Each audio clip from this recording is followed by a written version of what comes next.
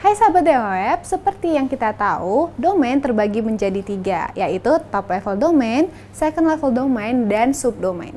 Pada tutorial kali ini, kita akan membahas segala hal tentang subdomain, mulai dari definisinya, perbedaannya dengan add-on domain dan juga part domain, jenis-jenis subdomain, hingga cara pembuatan subdomain. Mau tahu gimana caranya? Stay tune ya!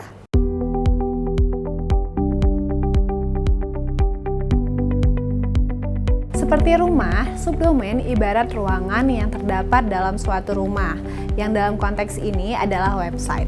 Subdomain seringkali dianggap sama dengan add-on domain dan juga part domain. Agar kamu tidak salah membedakan, kamu harus tahu apa definisi kedua jenis domain berikut serta bedanya dengan subdomain. Add-on domain sama seperti add-ons atau permintaan tambahan ketika kamu membeli sesuatu. Artinya, dalam satu akun hosting, kamu bisa menambah domain-domain lain yang mungkin tidak ada hubungannya dengan website utamamu. Add-on domain bisa dalam bentuk subdomain atau nama domain baru selama masih dalam satu akun hosting yang sama. Di sisi lain, ada pula part domain yang berguna untuk memarkirkan domainmu agar tidak disalahgunakan oleh pihak tertentu. Misalnya, kamu mempunyai website bisnis chickenblackpepper.com agar tidak digunakan oleh orang lain. Kamu juga dapat membeli domain chickenblackpepper.id dan chickenblackpepper.co.id.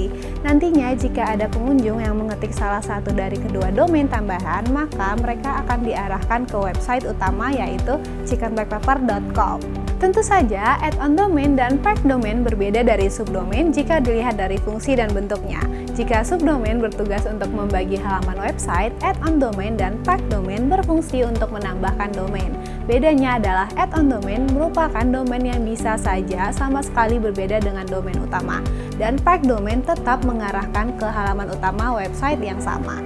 Sekarang kamu sudah tahu apa itu subdomain. Selanjutnya kita akan membahas apa saja jenis subdomain tergantung pada kebutuhanmu.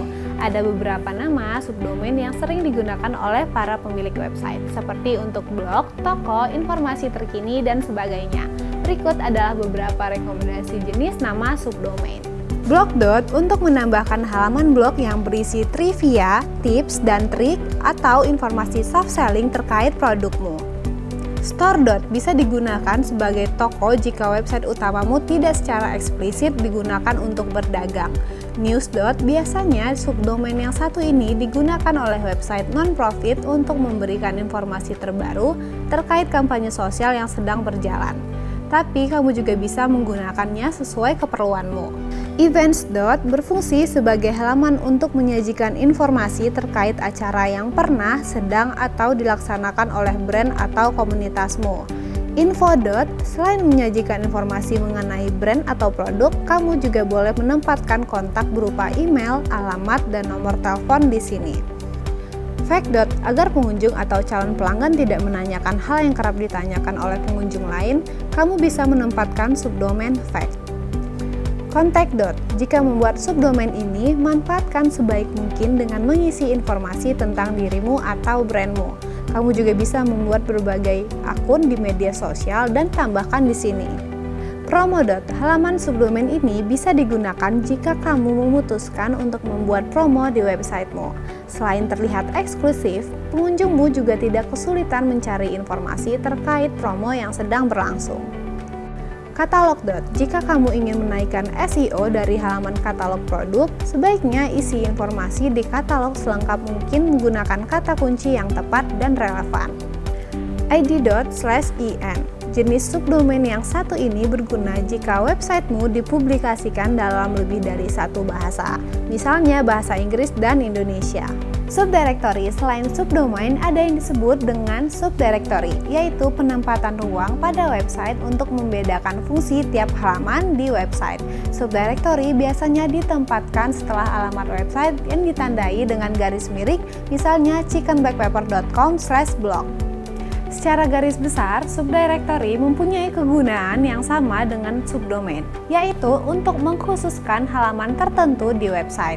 Namun, ada beberapa perbedaan fungsi berdasarkan jenis website hingga keperluan SEO antara subdirectory dan subdomain. Pertama, yaitu peletakan nama. Tentunya, kamu menyadari bahwa nama sebuah halaman subdomain terletak di depan nama domain, seperti blog.chickenblackpepper.com. Sedangkan pada subdirectory, nama halaman terletak setelah alamat website, contohnya chickenblackpepper.com/blog. Selain itu, alasan penggunaan subdomain atau subdirectory tergantung pada jenis websitemu. Jika websitemu digunakan sebagai portofolio tapi kamu juga ingin menjual hasil karyamu, kamu bisa menggunakan subdomain store. Tapi jika websitemu memang untuk berjualan, halaman store bisa kamu jadikan sebagai subdirectory. Jadi, gunakan subdirectory jika topik halaman yang ingin kamu buat masih sangat relevan dengan websitemu, dan kamu bisa menggunakan subdomain jika ingin membuat halaman yang tidak terlalu relevan dengan websitemu. Ingat, hal ini bukanlah sesuatu kewajiban, jadi semua keputusan ada di tangan kamu. Salah satu bahan pertimbangan saat memilih menggunakan subdirectory atau subdomain adalah kebutuhan SEO.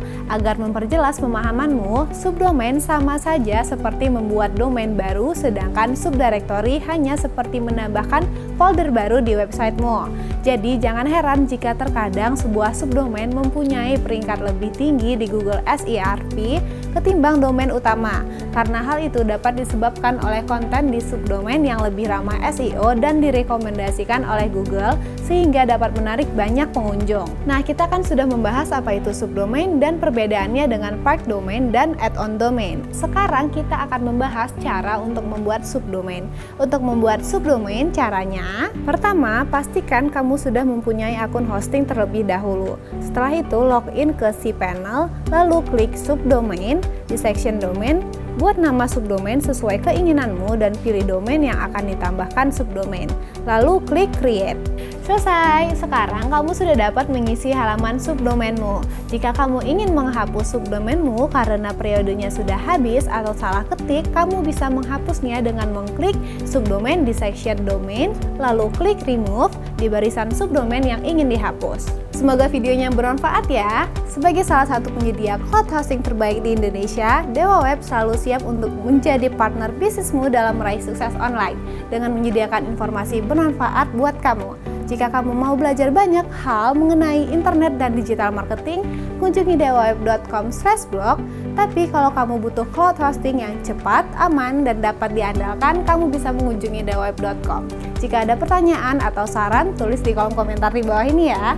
Jangan lupa like, subscribe, dan nyalakan notifikasi dari channel YouTube Dewa Web. See you on the next video. Bye!